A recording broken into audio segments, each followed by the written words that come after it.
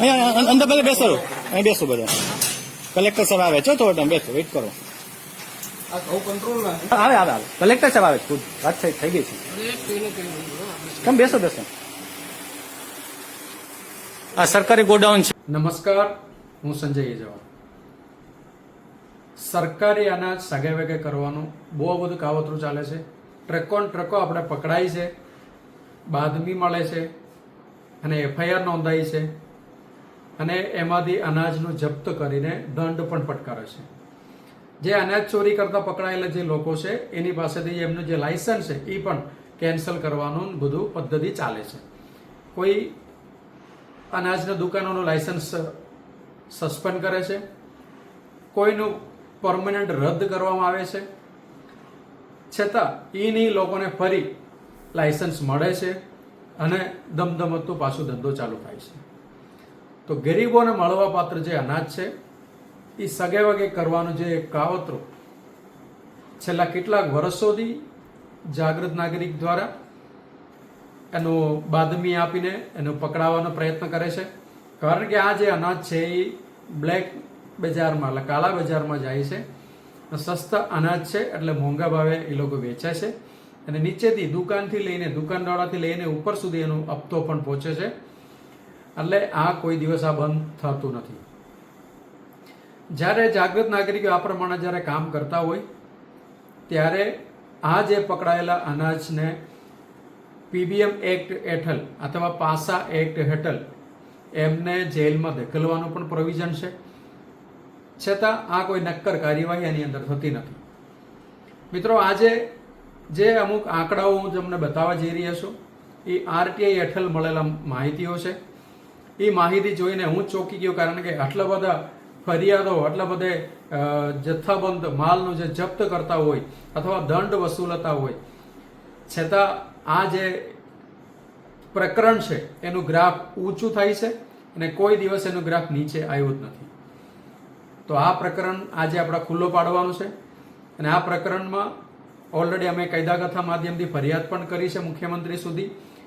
જિલ્લા કલેક્ટરથી લઈને મુખ્યમંત્રી સુધીનો જે ફરિયાદ છે એનો નિકાલ ન થાય તો આવનાર દિવસોમાં આ મુદ્દો લઈને જે ગરીબોને જે મળવાપાત્ર અનાજ છે એ ગરીબોને જ મળવું જોઈએ. આ જે અનાજ છે તમે સગે વગે કરીને તમે પોતાનું ઘર બાંધવાનો જે પ્રયત્ન કરતા હોય એ બંધ થવું જોઈએ. એ હેતુથી અમે જાગૃત નાગરિકો ભેગા થઈને હાઈકોર્ટ સુધી જવાની પણ અમારી તૈયારી છે અને આ મુદ્દો તો આ પડકારો અમે ઈચ્છીએ છીએ. હવે એક નજર આપણે મારીએ જે આરટીઆઈની અંદર અન્ન પુરવઠા ગાંધીનગરથી જે માહિતી મળેલ છે એ માહિતી ઉપર એક નજર મારીએ. અન્ન નાગરિક પુરવઠા પબ્લિક ગ્રીવરન્સ એક સોફ્ટવેર સિસ્ટમ ડેવલપ કરવામાં આવેલ છે. એ સિસ્ટમની અંદર લોકો પોતાને પડતી તકલીફો ઉચ્ચ અધિકારી સુધી પહોંચાડવાનો પ્રયત્ન કરે છે. એમ તો અનાજ લેવાવાળા પબ્લિકો ખૂબ જ ઓછા પ્રમાણમાં ભણેલા ગણેલા હોય છે અને ખૂબ જ ઓછા પ્રમાણમાં લોકોને સમજ પડે છે ફરિયાદ કઈ રીતે કરાય, ફરિયાદ કઈ રીતે ના કરાય. પણ અહીંયા જે ફરિયાદ કરનાર વ્યક્તિઓની સંખ્યા આજે આપણે આરટીઆઈની અંદર જે મળેલા છે, જે માહિતી જોઈએ, 2019માં 1721 જેટલા ફરિયાદો ઓનલાઈન માધ્યમથી જે ફરિયાદ કરીને જેને નિકાલ કરવાનો જે એક આખું જે પ્રોસિજર એ લોકો જે બનાવ્યા છે અન્ન પુરવઠા મંત્રાલય દ્વારા, તો એ જે પદ્ધતિથી 1781 જેટલા ફરિયાદો મળેલ છે અને 1781 જેટલા ફરિયાદનો નિકાલ પણ કરી દેવામાં આવેલ છે. અને 2020ની વાત કરીએ તો 4844 જેટલા ફરિયાદો મળ્યા છે. તફાવત જોજો, 1721 ક્યાં અને 4844 ક્યાં. એટલે 2019ના કમ્પેરિઝનમાં 281% વધારે ફરિયાદ 2020માં નોંધાયેલું. હવે 2021માં તો 7026 જેટલા ફરિયાદો નોંધેલ છે. એટલે એને આગળના વર્ષ એટલે 2020ના કમ્પેરિઝનમાં 145% ઊંચું ફરિયાદો નોંધાય છે. એટલે દર વર્ષે એ જે ગ્રાફ છે ઉપર જાય છે એ તમારે સમજવા જેવું છે. અને 2022ની અંદર 13043 જેટલા ફરિયાદો નોંધવામાં આવ્યું છે અને ઓલમોસ્ટ જેટલા બી ફરિયાદ નોંધાઈ છે દર વર્ષે એટલા ફરિયાદનો નિકાલ પણ થઈ જતો હોય છે. એટલે આ જે 2021ના કમ્પેરિઝનમાં 186% ઊંચું છે. જે આ ભૂતકાળમાં જે ગયા વર્ષ કરતાં પણ એનું 186% ઊંચું ફરિયાદ વધારે નોંધાયું છે. 2023ની વાત કરીએ તો આ જે ફરિયાદની જે સંખ્યા છે 22,525 છે. એટલે જે 2022ના જે કમ્પેરિઝનમાં 173% વધારે ફરિયાદ નોંધાયું છે. મિત્રો 2019માં 1781 જેટલા ફરિયાદ અને 5 વર્ષ વીતી ગયા એટલે 2023ની અંદર 22,525 ફરિયાદ, એટલે ઓલમોસ્ટ તમે સમજી શકો છો 1309% જેટલું ઉછાળો આ જે ફરિયાદ નોંધવામાં 5 વર્ષમાં થયું છે.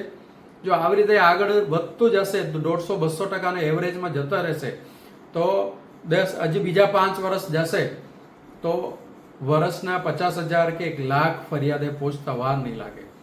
તો એનો મતલબ એવું થાય છે કશે ને કશે આ જે ફરિયાદનો નિકાલ યોગ્ય રીતે થતું નથી, અનાજ નથી મળતું, એનો જે ફરિયાદ કરે છે એનો અનાજ ફરી પણ નથી મળતો, કારણ કે ફરિયાદનો ખાલી નિકાલ કરે છે અને જે એને જે પડતી જે તકલીફ છે, જે મુશ્કેલીઓ છે એનો નિકાલ કોઈ દિવસ થતું નથી. અનાજ ઓછું મળે છે તો આજે પણ ઓછું મળે છે, અનાજ નથી મળતું પહેલે બી નથી મળતું ને અત્યારે બી નથી મળતું, અથવા દુકાન બંધ છે આજે પણ બંધ છે, જ્યારે તમે જાઓ ત્યારે દુકાન બંધ જ હોય છે, અથવા માપમાં ઓછું મળે છે, 5 કિલો ચોખા મળવાની જગ્યા પર 2 કિલો મળે છે તો આજે પણ એવી રીતે જ મળે છે. તો એનો મતલબ એવું થાય છે ફરિયાદ તમારું વધતું જાય છે, જે ફરિયાદનો જે નિકાલ છે જે સ્તરેથી નિકાલ કરી દેવામાં આવે છે, બાકી એનું મૂળ જે ફરિયાદનો જે હેતુ હોય છે એ કોઈ દિવસ એનો નિકાલ થતું નથી. તો 5 વર્ષની અંદર 1700માંથી જ્યારે 22,500 ઉપર જે ફરિયાદો પહોંચ્યું હોય તો આપણે આ વિષય ચિંતાજનક છે. સરકાર પાસેથી આ માહિતી મળી છે એટલે સરકારને આ માહિતી ઓલરેડી એમની પાસે અવેલેબલ છે, છતાં આજ દિન સુધી કોઈ કડક કાર્યવાહી કરીને આની અંદર કોઈ નિકાલ કરવા માટે અથવા લોકોને જે થતા હગવડો નિકાલ કરીને એને યોગ્ય રીતે એને કોઈ રિઝલ્ટ મળે એના માટેની કોઈ કામગીરી કરતો નથી.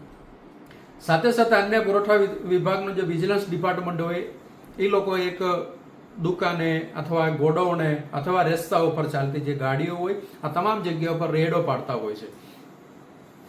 અમારા જેવા કાયદાકથા જેવા નાગરિક લોકો, જાગૃત લોકો નાગરિકના ફરજ પણ બજાવે છે, જેને માહિતી આપીને પણ જો આ જગ્યા ઉપરથી ગાડી ભરાઈ છે અને આ જગ્યા ઉપર ઠલવાઈ છે, આ બ્લેક ના જે ધંધો છે એ અહીંયા ચાલે છે. તો એવી રીતે ઘણા બધે ફરિયાદો થયા પછી આ લોકો જ્યારે રેડ પાડતા હોય છે તો એ એક આંકડો પણ આપણી પાસે અવેલેબલ છે. 2019ની અંદર 5479 જેટલા ખેતીવાડી ફરિયાદો એ લોકોને મળી. 10,000 જેટલા ફરિયાદો, 15,000 જેટલા ફરિયાદો ટોટલ એને તપાસ કરી હોય. એ તપાસની અંદરથી 5,479 જેટલા ખેતીવાડી ફરિયાદો મળી. એની અંદરથી 3,84,00,000 રૂપિયાનું અનાજ જપ્ત કર્યું છે. એટલે સગે વગે કરતા જે પકડાયેલું જે અનાજ છે એ જપ્ત કરે છે, જે કોઈ ટીમ દ્વારા અથવા મામલતદારનો ટીમ હોય અથવા વિજિલન્સના કોઈ ટીમ હોય, આ ટીમ દ્વારા આવી રીતે જપ્ત કરવામાં આવે છે. એમાં એમને પાસેથી આ જે જેટલા બી જે કેસો ખેતીવાડી જે કેસો મળી છે એની અંદરથી 1,84,00,000 જેટલા દંડ પણ ઉઘરાવે છે. તો વિચાર કરો, 1,84,00,000નું દંડ અને 3,84,00,000 રૂપિયાનો મુદ્દામાલ આટલું આ 2019ના સાલમાં પકડવામાં આવેલું છે. અને સાથે સાથે 386 જેટલા લોકોનું લાયસન્સ રદ કરવામાં આવ્યું છે અથવા સસ્પેન્ડ કરવામાં આવ્યું છે. કાયમ માટે રદ અથવા સસ્પેન્ડ, પછી થોડાક દિવસ પછી એને તપાસને અંતે કદાચ એને પાછું રિન્યુ કરી દેતા હોય છે. એવી રીતે આ 386 જેટલા ઘટનાઓ આમાં આવી રીતે બની છે. એમાં 8 જેટલા પોલીસ કમ્પ્લેન થયું છે અને PBM case, prevention of black marketing, એમાં ફક્ત એક જ કેસ નોંધાયેલું છે. ભાઈ 2020માં આ જે કમ્પ્લેન્ટ, જે ખેતીવાડી કમ્પ્લેન્ટનો આંકડો છે 5,268 છે. એમાં મુદ્દામાલ જપ્ત કર્યો હોય 17,23,00,000 રૂપિયાનું છે અને સાથે જે દંડ જે ફટકાર્યું છે 3,84,00,000નું છે અને 426 જેટલા લાયસન્સો રદ કરવામાં આવ્યું છે. એમાંથી 30 જેટલા પોલીસ ફરિયાદ થયું છે અને 15 જેટલા PBM એક્ટ હેઠળ કેસ નોંધાયેલું છે.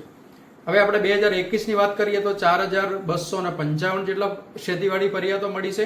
એમાં 27.61 કરોડ રૂપિયાનું મુદ્દામાલ જપ્ત કર્યું છે, 4,35,00,000 રૂપિયાનું દંડ વસૂલવામાં આવેલું છે અને 347 જેટલા લાયસન્સ રદ કરવામાં આવેલું છે 18 જેટલા પોલીસ ફરિયાદ છે, 10 જેટલા પીબીએમ એક્ટ મુજબનું ફરિયાદ છે.